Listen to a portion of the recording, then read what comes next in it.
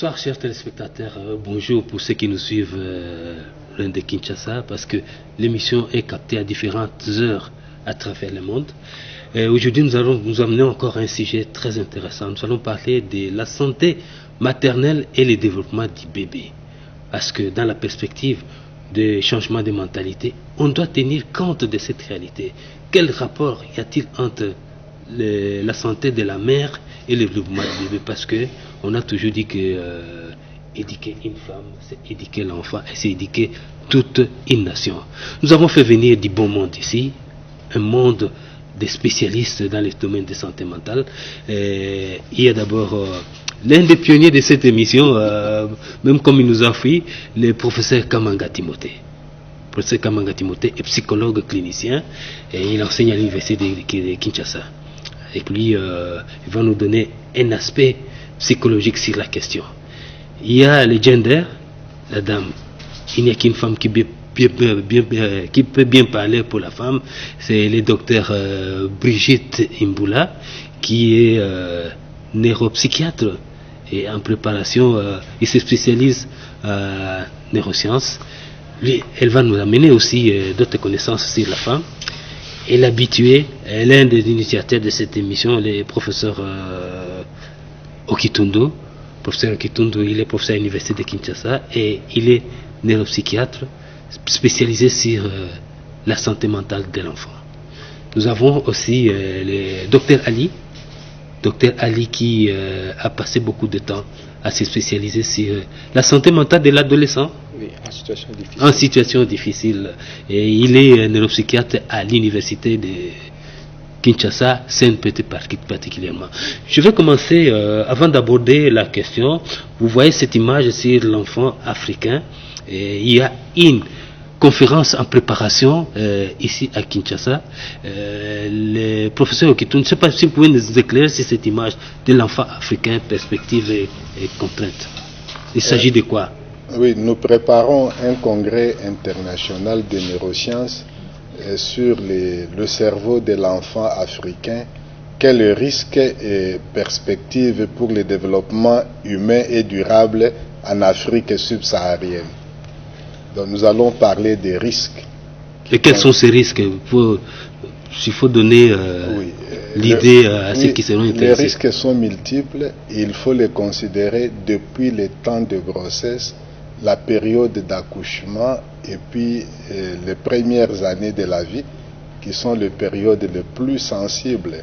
Si nous prenons la période de grossesse, il y a d'abord le risque psychosocial en rapport avec la conception, notamment le fait de désirer ou pas la grossesse. Si la grossesse n'est pas désirée, c'est un risque énorme pour le cerveau de l'enfant.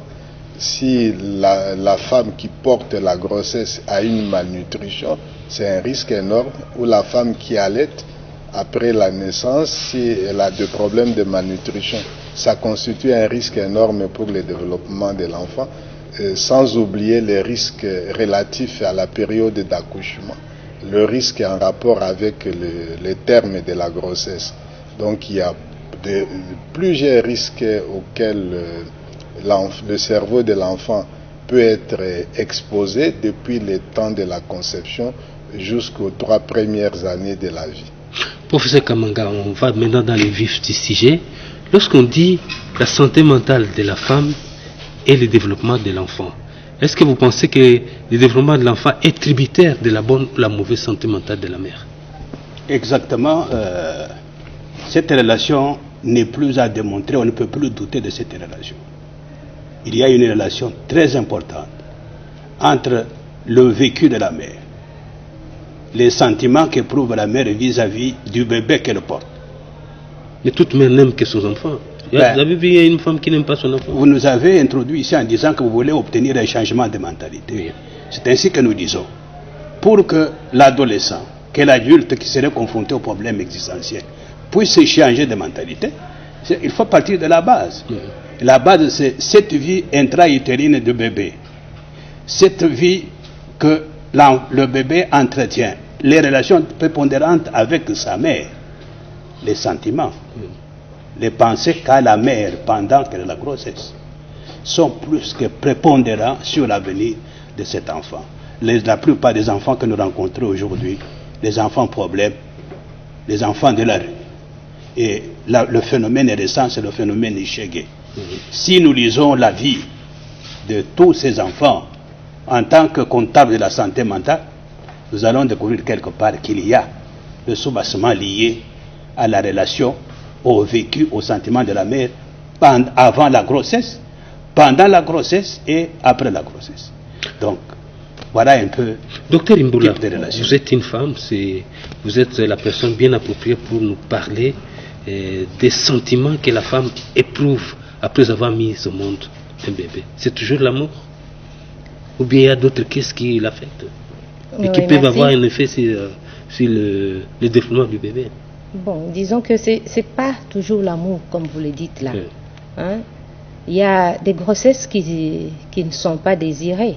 Et quand on n'a pas désiré quelque chose, on ne peut pas l'aimer. Donc, il y a ces fruits-là de la conception qui n'est pas désirée et ça pose problème. Imaginez-vous que vous n'aimez pas quelqu'un et que cette personne vient chez vous. Est-ce que vous serez en mesure de la recevoir? Je ne pense pas. Donc, il n'y a pas seulement des grossesses désirées, il y a des grossesses qui ne sont pas désirées. Il y a des grossesses qui ne sont pas, quand on dit pas désirées, pas planifiées, hein, pas voulues. Est-ce qu'un enfant désiré, on n'éprouve pas les mêmes sentiments face à un enfant non désiré? Mais non. Un enfant qu'on a désiré, on l'a planifié, on lui a accordé tout l'amour, l'attention. Mais un enfant qu'on n'a pas désiré, source de problèmes, source de stress, source de colère, source de découragement, source de tous ces sentiments négatifs. Oui, docteur, je voudrais savoir, et tout le monde voudrait comprendre ce qui se passe dans la tête des femmes qui abandonnent leurs enfants. Après avoir mis au monde, soit ils les tuent, soit ils l'abandonnent. Qu'est-ce qui se passe exactement dans la tête de cette femme? C'est parmi les crises qui affectent la femme qui vient de mettre au monde. Oui, parce que la femme qui vient de mettre au monde peut présenter des troubles après l'accouchement. Et nous avons les différents troubles qu'on peut avoir. Nous avons les baby blues. Donc, c'est tout le monde. C'est seulement un dysfonctionnement qui peut s'arranger. C'est la femme qui vient de découvrir son bébé, le temps de s'adapter, de prendre soin de son bébé. Pendant ces temps-là, vous verrez qu'il y a ces malaises-là. Mais il y a aussi des troubles graves. Il y a des maladies, des troubles psychiques comme la dépression maternelle postnatale qui est caractérisée par l'incapacité de la femme à s'occuper de son bébé qu'elle a mis au monde. Et en plus de cela, il y a également un trouble qui est plus grave là, qui nécessite même une hospitalisation, c'est qu'on appelle la psychose puerpérale. Donc, où la femme a des délires, la femme imagine, voit des choses et peut même nier son enfant. Et il y a un risque accru. Cette femme peut tuer cet enfant parce qu'il voit peut-être son enfant comme pas un enfant, il voit comme un chien, comme un autre objet, et il peut agir et peut tuer cet enfant. Donc il y a des pathologies qui surviennent après l'accouchement. Comme vous savez, l'accouchement, c'est un stress, c'est un traumatisme pour la femme. Alors on peut avoir ces troubles-là après l'accouchement. On va revenir à vous après parce que vous avez beaucoup d'informations à nous livrer. Docteur Ali, nous savons que c'est à l'adolescence que un enfant devient Shege ou bien il devient Ujana. Et le devenir de l'enfant dépend de la décision prise par l'adolescent à cette période. Pensez-vous que la santé mentale de la femme a un effet sur l'enfant jusqu'à l'adolescence? C'est vraiment, comme on dit, un continuum. Le continuum depuis l'idée d'avoir un enfant jusqu'à même à l'âge adulte. La question que vous me déposez de dire, par exemple, qu'est-ce qui se passe chez la femme lorsqu'il dépose, il abandonne par exemple son enfant. Moi, je vais plus loin. Y a-t-il une différence d'une femme qui a une grossesse, qui fait l'avortement, et une femme qui accouche et qui dépose l'enfant? En réalité, c'est par rapport aux périodes. Mais ce qui se passe dans leur tête, sur le plan psychologique, c'est le même comportement, c'est l'abandon. C'est-à-dire, on refuse le produit de conception. pendant la grossesse, on fait un avortement, si bien qu'on peut aussi accoucher et déposer cet enfant. Tout part de la relation qu'on a avec le produit de conception. Et l'enfant qui n'a pas été désiré, et il sera mis au monde. Il n'aura pas une bonne interaction avec les parents. Bon des gens ne savent pas quel est le rôle que le père doit jouer dans le développement de l'enfant, quel est le rôle que la maman doit jouer dans le développement de l'enfant. Qu'est-ce que vous pouvez nous le dire? Et cet enfant va évoluer, cet enfant va évoluer, jeune, on ne saura pas, parce que là nous sommes dans le registre de la socialisation. La socialisation, c'est tout ce qui va concourir pour que cet enfant demain devienne un adulte intégré dans une société bien déterminée avec les normes. La difficulté maintenant, c'est que lorsqu'on a eu à rater les premières instances de socialisation, qui est la famille, où chacun doit jouer son rôle convenablement par rapport à la dynamique familiale, c'est l'école qui peut nous rappeler cela. Quand on a raté la famille, c'est plutôt l'école qui doit prendre le relais. Mais en réalité, nous constatons qu'il y a un décalage entre ce qu'on attend de la famille et ce qu'on nous apprend à l'école. Maintenant, cet enfant qui a déjà des difficultés sur le plan psycho-affectif, sur le plan relationnel, va grandir avec ces difficultés, jusqu'aussi un jour avoir la grossesse. Cette grossesse qui n'est pas désirée chez l'enfant, qui est une grossesse précoce. En ce moment-là, nous avons rencontré beaucoup d'enfants dans la rue, où vous avez l'adolescente qui devient fille-mère, et parfois le père qui est même un autre adolescent, et vous avez encore un enfant. Donc vous avez un trio des enfants qui doivent s'occuper de l'enfant, ce qui n'est pas possible. En ce moment-là, le devenir ne peut pas être bon pour un tel enfant. Professeur Kamanga, on nous a toujours chanté qu'éduquer une femme, c'est éduquer toute une nation. Psychologiquement, qu'est-ce que cela signifie? Est-ce que l'enfant a plus besoin d'un père que de la mère? C'est une question très délicate, tonton Rama. Parce qu'on n'a pas mentionné les papas là. Mais ce qui est vrai, est que même une femme, j'aurais préféré commencer à revenir un peu à une question que vous avez posée au docteur Imboula. Une femme qui a conçu, qui a porté un enfant qu'elle n'a pas désiré, quel serait son comportement vis-à-vis de cet enfant? L'enfant peut pleurer, l'enfant peut crier toute la nuit, l'enfant peut mouiller sa couche. Cette maman ne s'en occuperait pas. Ça, voilà le comportement qui nous conduit à une typologie des mères qu'on rencontre, qui nous produisent tous les enfants phénomènes que nous avons. Quel est le type de mère qui réagit rapidement aux pleurs de son bébé? Le bébé a mouillé la couche. Comment réagit cette mère vis-à-vis de ce bébé qui pleure pour lui dire « j'ai mouillé la couche, veuillez changer la couche ». Vous voyez un peu. Et qu'est-ce qui peut amener une femme à désirer l'enfant? Une femme, c'est ça le vouloir de la personne. Quand vous voulez manger du pain, vous allez chercher du pain. Mais on ne viendra pas vous donner du pain si vous n'en avez pas besoin. On ne mange que quand on a faim. Alors, quand on a envie d'avoir un bébé, nous l'avons dit ici, c'est est-ce que vous voulez maintenant, présentement, la question que je pose souvent quand nous recevons le couple en instance de séparation, de toute votre période de vie, de marier avec votre femme, avec votre époux, pourquoi vous n'avez choisi que ce moment pour vous séparer? Si vous posez cette question, vous aurez des multiples de réponses. Mais en réalité, une mère qui a un bébé, la part du père est présente. Le père, c'est le soutien, c'est le support matériel. La mère doit être en bonne santé, elle doit bien manger, elle doit vivre dans un environnement positif qui répond à l'épanouissement de l'enfant. Mais le support là, le support matériel, ne peut provenir que du père. Nous avons fait une petite enquête pour établir une relation entre les femmes intellectuelles et travailleuses et le comportement maternel. Actuellement, nous sommes dans une société de production. Dans une famille où il n'y a que le papa qui produit, où il n'y a que la maman qui produit, il y a des problèmes. Maintenant, les deux sont appelés à produire. Madame doit quitter le service, si elle est secrétaire dans un ministère, dans un département, elle est contrainte de quitter la famille, d'abandonner le bébé, et elle abandonne le bébé entre les mains d'une bonne qui n'est pas la mère, qui n'aura pas le même comportement que la mère biologique. Elle peut changer même de bonne chaque fois par an. Vous pouvez changer comme elle change de mouchoir de tête.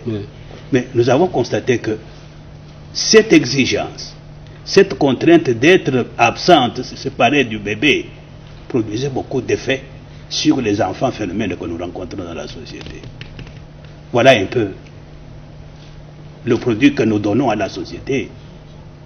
Est-ce que nous sommes conscients de ce produit-là que nous donnons à la société? Professeur Okitundu, je vais revenir à vous. Est-ce que le fait de confier son enfant à une bonne, mais l'amener là où on élève des petits-enfants, c'est signe d'amour? Est-ce que ça n'a pas de conséquences? Je connais d'autres mamans qui voient leurs enfants peut-être la nuit seulement. Est-ce que ça peut avoir un effet sur le développement de l'enfant? Oui, je vais répondre à cette question qui est une question pertinente en considérant ce qu'on doit, la personne de mère par rapport à ses fonctions de mère. Une mère doit d'abord être disponible pour son bébé. Le fait de ne pas être disponible pour le bébé pose déjà des problèmes au bébé. Et le bébé a besoin au départ d'une figure maternelle stable.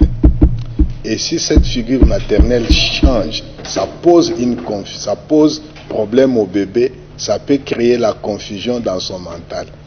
Va-t-il devenir l'enfant de la bonne ou l'enfant de la mère?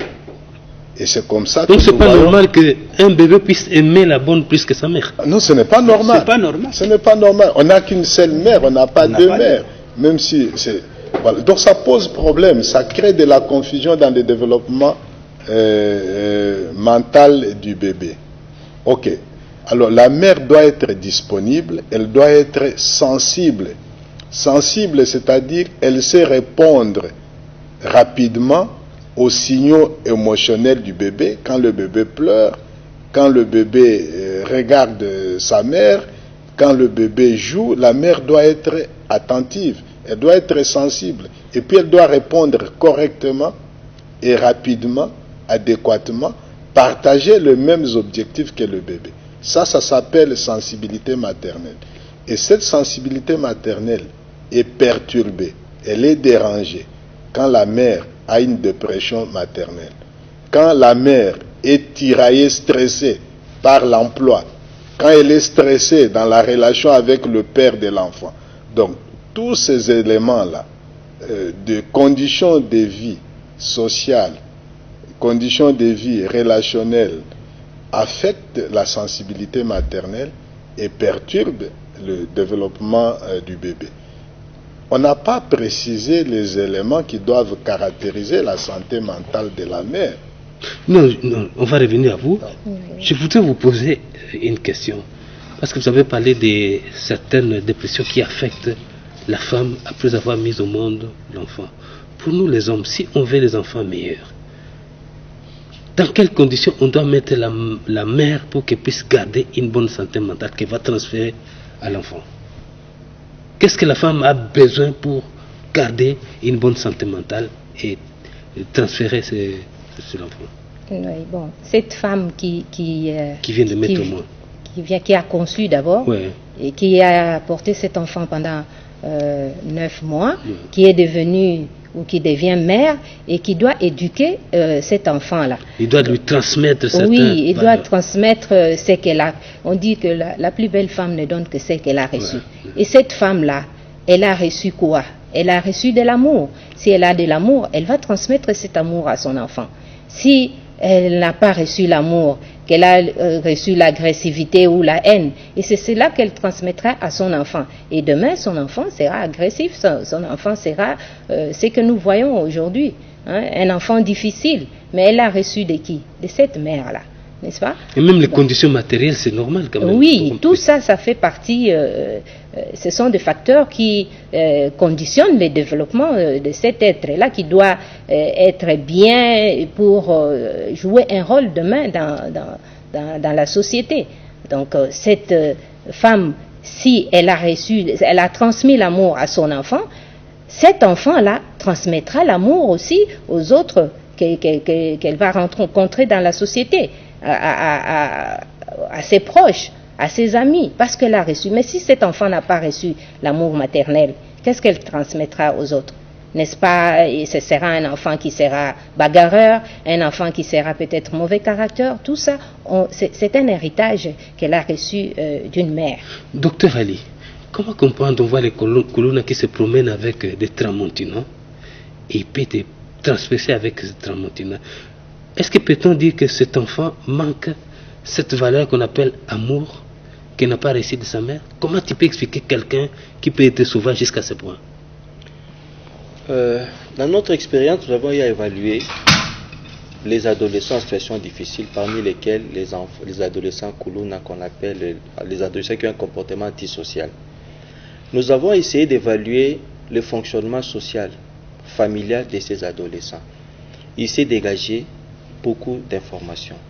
Premièrement, ils sont souvent issus des familles dissociées.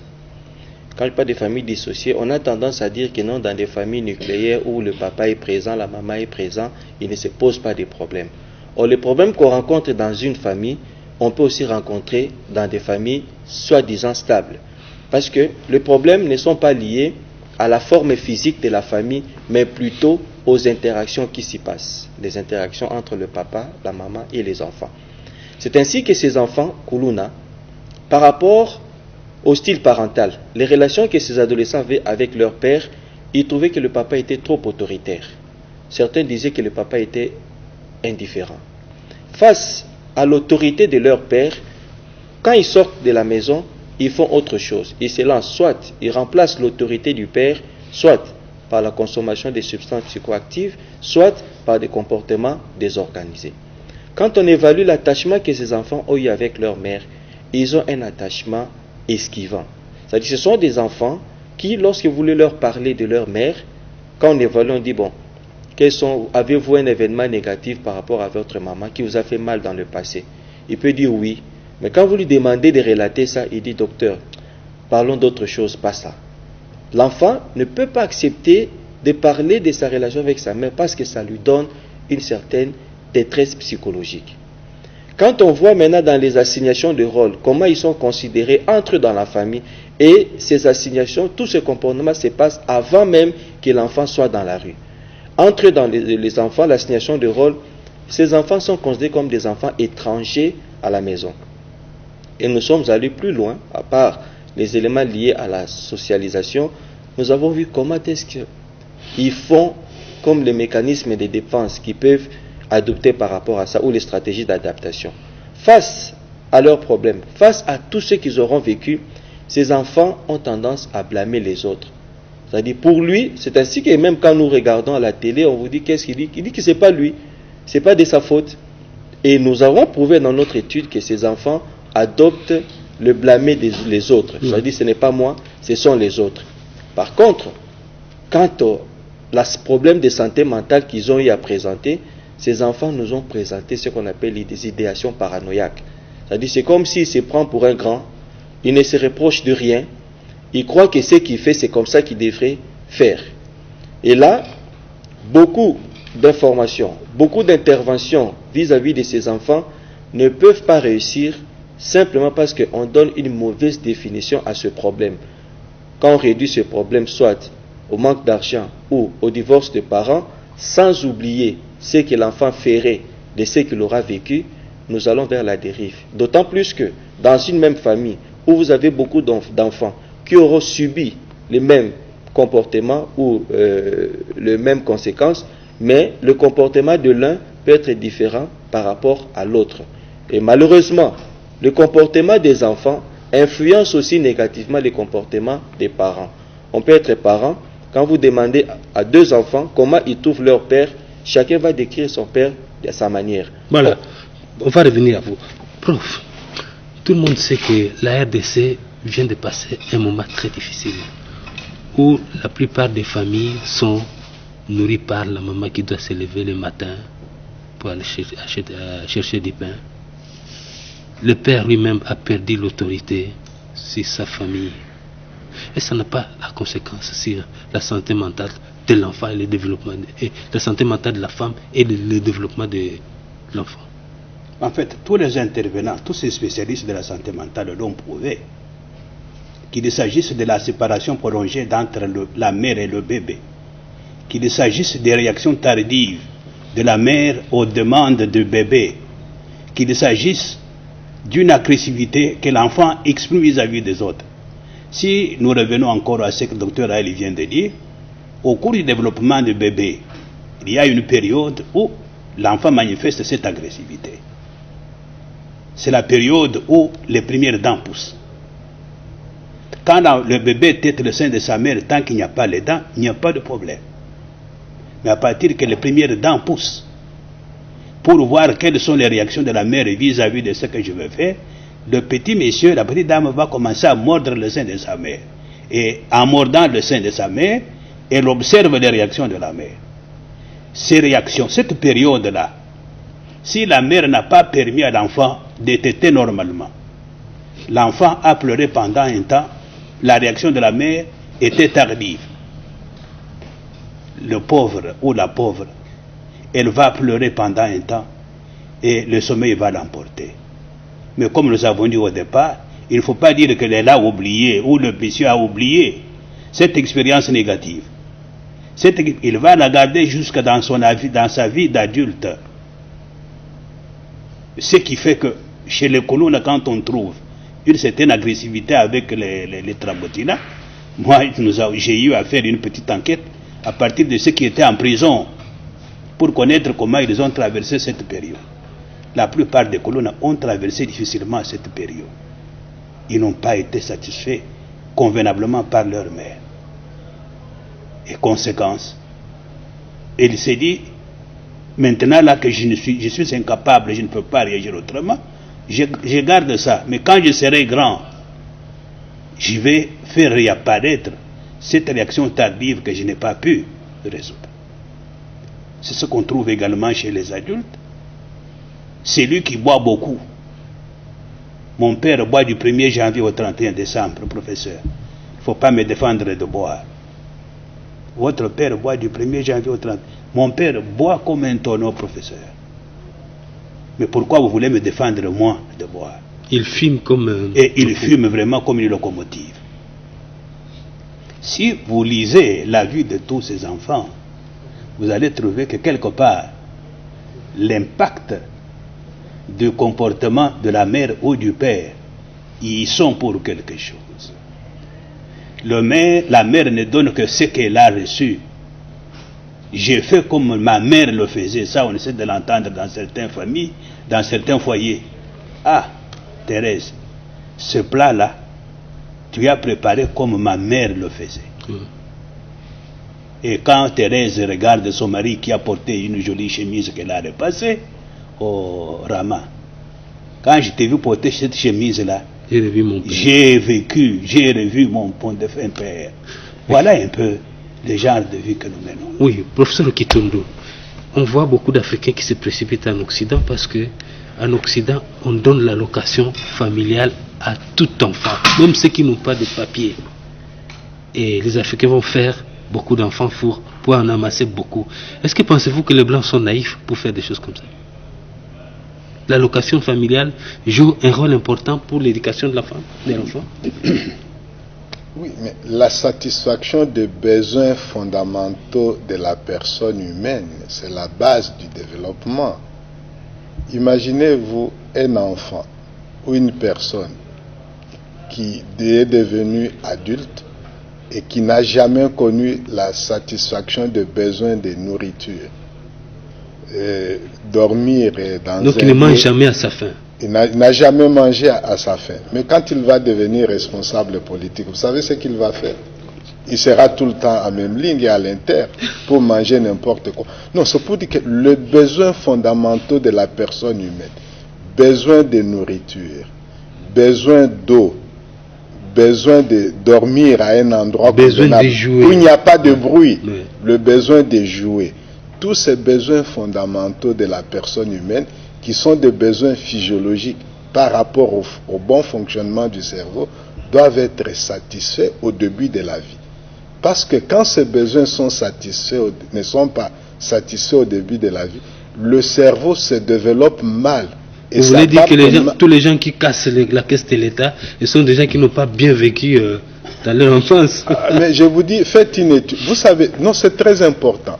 Le développement social, le développement affectif, le développement de l'intelligence de la personne humaine, ça se construit dans les 3 premières années, disons, pendant les 1000 premiers jours de la vie, c'est-à-dire de la conception jusqu'à 2 ans. Quand on a raté cette période, à cause des difficultés en rapport avec la satisfaction des besoins fondamentaux, à cause des difficultés relatives à la relation avec la mère ou la relation avec le père, quand on a connu un environnement familial à problème, où on n'est pas stimulé de façon convenable sur le plan émotionnel, mais on aura un format mental déjà limité, et ce format-là est difficile à changer à l'âge adulte, quand même on aura besoin de changer. C'est pour dire que la satisfaction des besoins fondamentaux de la personne humaine, c'est quelque chose pour laquelle un État ne doit pas tergiverser. On doit assurer convenablement le besoin de la famille et pour l'enfant dans les 3 premières années de la vie, de la conception jusqu'à 2 ans, de la conception jusqu'à 3 ans.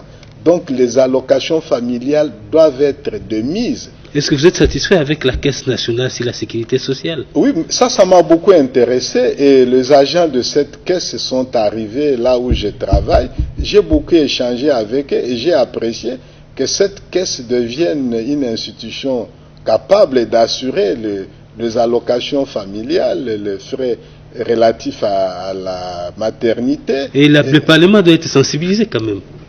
Oui, mais je me demande si cette caisse-là aura tous les moyens, parce que la caisse va fonctionner sur base des ressources que les affiliés à la caisse vont générer. Mais pour les gens qui ne travaillent pas, comment ça va se passer? Professeur, d'abord tous les hommages au chef de l'État qui a conçu, le chef de l'État Félix Antoine Tshisekedi Tshilombo, qui a promulgué une loi créant une coordination nationale de changement des mentalités. C'est une structure qui jusque-là n'a pas de substance, et c'est vous les spécialistes qui devez donner des contenus à cette structure très vitale pour la RDC. Docteur Mboula, pensez-vous que pour parler du changement de mentalité, on doit veiller aussi à la santé mentale de la femme? Parce que c'est elle qui peut instiller les changements de mentalité, la mentalité qui fera des grands hommes dans ce pays dans 20 ans, 18 ans. Bien sûr que oui. Tout à l'heure, nous avons dit qu'éduquer une nation, éduquer une femme, c'est éduquer une nation. Ouais. Donc il faut commencer par cette femme-là. C'est cette femme-là qui donne la vie. Quelles recommandations vous donnez à ces structures? Ils doivent tenir compte de réfléchir un peu sur la santé mentale. Oui, de la femme. Oui. Parce que c'est la femme qui conçoit, c'est la femme qui donne la vie. Hein? C'est la femme qui met au monde cet être, que ce soit les garçons, que ce soit la fille, qui doivent demain devenir... C'est elle qui donne de grandes valeurs à ce Mais oui, et c'est elle qui transmet, l'amour, c'est elle qui transmet tout ce qu'elle a comme capacité, comme aptitude pour pouvoir aider cet enfant à développer. Donc, on ne doit pas ignorer la santé mentale de la femme. Donc, c'est quelque chose qu'il faut tenir. Docteur Ali, vous avez quelque chose à ajouter par rapport à cette question? Par exemple, un enfant qui a vu un papa gigolo, qui n'a pas le pouvoir au foyer, lorsqu'il va grandir, il va se comporter exactement comme son papa. C'est aussi facile que ça. Mais ce qui est plus important face à ce développement, c'est la valeur qu'on donne à la femme dans la société, premièrement.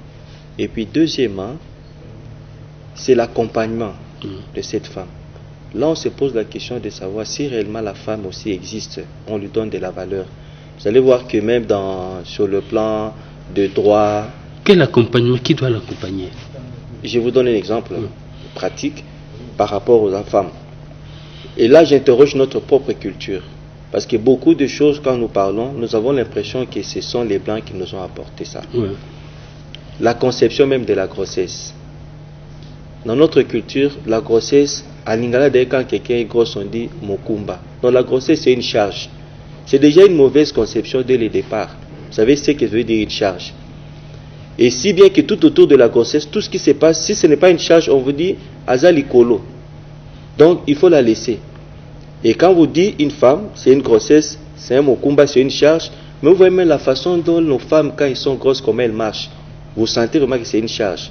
Mais lorsque vous comparez les femmes chez nous, qui sont grosses, comment elles marchent, et vous comparez aux femmes, par exemple, en Europe, c'est tout à fait différent. Or, nous, il y avait déjà un mécanisme d'accompagnement des femmes, même chez les adolescentes qui ont des Une femme grosse, elle était entourée par la famille. Elle est entourée, c'est ce qu'on appelait le Wale. Ouais. La première des choses, la femme qui est déjà grosse, même si vous n'allez pas... Vous approuvez ça quand même? C'est très important, pas sur des aspects culturels que nous oublions, mais au moindre coût, moi aujourd'hui, il y a de ces femmes que je gère sans médicaments, tout en organisant seulement le Wale. Vous savez, le Wale avait une valeur culturelle sur tout le plan de la femme. Et ça a un impact sur le bébé? Sur le bébé et sur le papa et sur l'avenir même du foyer. Une femme qui accouche, il y avait toujours un accompagnateur qui est là. Et le Wale permettait aussi de faire la naissance désirable. Une femme qui est là pendant le Wale, elle est séparée de son mari, elle a une alimentation qui lui permet d'avoir beaucoup de lait et de se reposer suffisamment. Et dans certaines cultures, il y avait des choses qu'on mettait sur la peau de la femme dès qu'elle sortait et qu'elle était en contact avec le mari. Dès qu'on voyait que le mari a un peu de l'huile, on se disait que non, vous n'avez pas respecté. Et ça faisait 2 ans pour pouvoir respecter le Wale. Donc nous avons nos propres valeurs culturelles sur lesquelles nous pouvons nous baser, même pour adapter ce dont on parle aujourd'hui des changements de comportement. Professeur, il nous reste seulement 5 minutes que vous allez vous partager. Lorsque vous voyez notre jeunesse, nos enfants, est-ce que vous êtes conscient pour l'avenir et lorsque le chef de l'État parle du changement de mentalité? En fait, oui, vous êtes inquiet. Cette émission, vous l'avez dit au début, c'était pour éclairer le commun des mortels, le public, pour qu'il change une certaine mentalité que l'on a vis-à-vis de la réalité qu'on appelle le bébé. Et une fois que ce bébé est bien soigné, il va évoluer normalement dans ce que moi j'appelle le paradis, et quand il va venir au monde, on va l'entourer de tous les soins biologiques, sociaux et environnementaux, et qui vont faire qu'il soit un homme utile pour demain. Mais si nous vivons dans des conditions, que soit les conditions matérielles ne permettent pas à la femme de se sentir femme, de se comporter comme femme et d'accepter d'être mère, mais de devenir mère malgré elle, il y a peut-être des éléments. Nous avons eu à recevoir une fille qui venait accoucher. L'auteur de la grossesse, c'était un Kuluna, et la fille elle-même, c'était un Kuluna, et ils vivaient en dehors de famille, donc dans des maisons de fortune en ville. Vous pouvez vous imaginer. Le père est Kuluna, la mère est Kuluna, ou le père est l'enfant de la rue, la mère enfant de la rue. Ils vont mettre au monde leur enfant dans la rue, ils vont l'encadrer, ils vont le faire croître dans cet environnement de la rue. C'est que ça sera après autant de générations. Voilà. Ça me permet de poser la même question à... Il faudrait que les mères qui comportent d'abord ces bébés changent d'abord leur mentalité. Ça me permet de poser la question à Dr Imboula. On voit les femmes qui vont dans les églises pour prier que leurs enfants... Monananga azala mutu mukilate. Est-ce que c'est une affaire de prière ou bien c'est une affaire qui se prépare? On veut de bons enfants, des enfants excellents. Il faut veiller à la bonne santé de la femme. Oui, c'est quelque chose qui se prépare, comme on a dit. Ce n'est pas une affaire de prière. Non, moi je ne pense pas que c'est une affaire de prière parce qu'on peut bien... Parce qu'on a commencé à prier, ça fait longtemps, et nous n'avons pas encore des résultats palpables. Donc, on peut travailler avec d'autres paramètres. Il y a cette femme-là, moi je pense que cette femme-là, il faut travailler avec la femme qui conçoit. Il faut travailler avec cette femme-là, et comme ça, cette femme, parce que quand la femme est en bonne santé mentale, eh bien, elle donnera des enfants qui auront une bonne santé mentale, et ces enfants vont, leur développement sera un développement tout à fait optimum, un développement qui est bien. Donc c'est cette femme-là, il faut travailler avec cette femme, parce que c'est elle qui donne naissance, c'est elle qui donne la vie. Hein. Il faut accompagner cette femme-là pour qu'elle ait une bonne santé mentale, pour donner des enfants qui auront une bonne santé mentale pour contribuer au développement du pays. Professeur Okitundu, lorsqu'on veut épouser une femme pour la création, ne regardez pas seulement la face, mais il faut regarder la santé mentale, parce que ça permet à cette femme de vous donner les meilleurs enfants. Oui. Qu'est-ce que vous en pensez? Mais ça, on l'a déjà dit, la mère doit être en bonne santé mentale. Mais je voudrais dire deux choses par rapport à la question de changement de mentalité. La première chose est que on ne peut changer de mentalité que dans la mesure où les faiseurs de mentalité changent. Il y a trois personnes qui sont faiseurs, qui construisent la mentalité. Il y a le père, il y a la mère, il y a le chef. Donc le changement de mentalité doit impliquer le changement de mentalité au niveau du chef, du père et de la mère. La deuxième chose que je voudrais dire, qu'on ne peut pas changer de mentalité si on ne s'occupe pas de la santé mentale de personnes qui doivent changer de mentalité. Et on doit recourir aux stratégies de santé mentale pour qu'on arrive à obtenir des résultats durables. Et pour que cette structure qui vient d'être créée fonctionne et de bonnes bases pour travailler dans la durée, je pense qu'il faut un atelier national où on réunit les experts sur cette question. C'est votre dernier mot. Juste quelques secondes, docteur Ali. Qu'est-ce que vous dites concernant les adolescents? Est-ce qu'on doit laisser les adolescents par rapport à cette structure de changement de mentalité? On ne donne que ce que l'on a. Oui. Ce que nous constatons aujourd'hui avec des phénomènes qui naissent au jour le jour, maintenant nous parlons même des phénomènes Ujana, c'est la conséquence de ce qu'on aura été entre 0 et 3 ans. Voilà, c'est votre dernier mot. Et je vous rappelle que nous avons parlé dans cette émission de la santé mentale de la mère et le développement de l'enfant. Vous avez compris. Et nous allons revenir toujours à ça parce que la jeunesse, c'est l'avenir de ce pays.